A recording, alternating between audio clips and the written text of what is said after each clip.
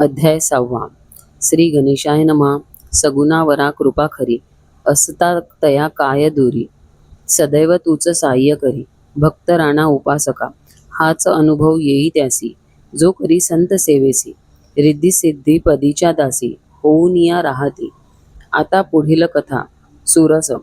एका श्रोते सावकाश, भक्त नीती मळ्यात कणसे खावया गजानना. कणसे मक्याची घेऊन, बंकट येई स्वयंहून. भाजण्या अग्नी चेतवून, सकल बैसले सभोवती. वृक्ष चिंचेचे अपरंपार, आगी मोहोळे तयावर. होता तिथेची धूर, पसरल्या माशा चहूकडे. गेले पळून सारे जण, राहिले एकटे गजानन. माशांनी अंग झाकून, गेले ऐसेची जाहले. महाराज असती शांत, मक्षिकांची न तया खंत. नवल ते पाहती भक्त, सहनशीलता ती पाहुनी. माशा मोहोळ सर्व तेची, रूप स्वमेव ब्रह्म हेची. निज लिलेले दाविले साची, आला धावनी बंकट. होऊनी गेला एक प्रहर, भक्त झाले चिंतातूर. काटे शरीरी अपार, बोचलेले ते पाहती. बंकटलाल बोले वचन, या सर्वासी कारण. मीच एक असे जाण, दुर्दैवी मी खचितची. पाहुनी बंकटाची स्थिती, परतुनी मक्षिका लाविती. कौतुक तेच दाविती, सकल जनासी तेधवा. काटे रुतले ते पाहून, बंकट करी पाचारण. चिमटा सोनार घेऊन, आला असे त्या ठाई. अंगीचे रुतले काटे, काढू न शकते चिमटे. मीच काढून उलटे, दाखवितो ऐसे बोलती. ऐसे वदुनी गजानन, श्वास धरिती रोखून. रुतलेल्या स्थलांतून, काटेवरती आणिले. ऐसा पाहता प्रकार, आनंद झाला सकला फार. तो बघता अधिकार, चकित ते जन जाहले. कणसे भाजुनिया भक्त, आनंदे बैसले खात. परतुनी गेले गावात, जन समवेत समर्थाच्या. महाराज येती अकोटास, भेटण्या बंधू नरसिंगजीस. गुरु कोत्तशा अल्लीस, मानुनी जे असती हो. नरसिंग विठ्ठल भक्त, जन्म मराठा कुळात. ईश चिंतनी सदा रत, श्रद्धा स्नान ते जनतेचे.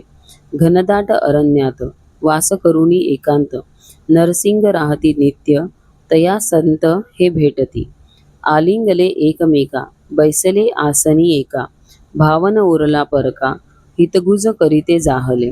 प्रपंच करुणी परमार्थ, साधिला हेतू तो सार्थ. ज्ञानोपासना यथार्थ, करुणी राहिला निर्दोष तू. कर्मभक्ती योग मार्ग, यांच्याची घडो संसर्ग. रंगविण्या अंतरंग, हाच मार्ग सुलभ हो. जैसे जैसे कथन केले, तैसेची त्याने मानिले. चरण भावे वंदिले, परोपकारी निसंशय. तुम्ही आम्ही सर्व एक, वृत्ती ठेवूनी सद्विवेक. संकटा झेलूनी अनेक, शांती नांदवी या भुवरी.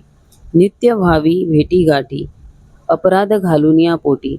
गजानना कृपादृष्टी, नित्य राहो आम्हावरी. अशक्य तुम्हा नसे काही, योगक्रिया जाणत आहे. भाव दुजा पर नाही, बंधू धाकटा मीच हो. सोने जैसे बावन कसी, कमीपणाना येई त्यासी. संत महात्मा हा गुणराशी, साक्षात्कारी तुम्हीच हो. कानना प्रति दोन संत, वार्ता पसरली अकोटात. दर्शनासाठी जन तेथ, येऊ लागती क्षणात ते. तितक्या माझी गजानन, आधीच गेले निघून. दर्यापुराचा सान्निध्य जाण, येऊनी राहिले शिष्यासवे. भेट देती व्रजभूषणा, वेद पारंगत विप्रजना. शिवर गावी पूजनी, अर्घदाना करीतसे. प्राप्त काळी नदी तीरी, विप्र येता सदाचारी. पूजा पात्र तया करी, योगीराज हा भेटला. उद्या चली मित्र आला, तम अवघाची निमाला. ब्रह्मानंदी डोलत बैसला, योगिया ऐशा पाहितो. सूर्या समान ती कांती, अजानुबाहू गुरुमूर्ती. व्रजभूषण हर्षला चित्ती, अर्घपाद्ये पूजिला. साष्टांग केला नमस्कार, मुखे त्याची नाम गजर. नभोदरीचा भास्कर, प्रत्यक्ष भुवरी पाहिला. हृदयासी तया लावून, दिले तया आलिंगन.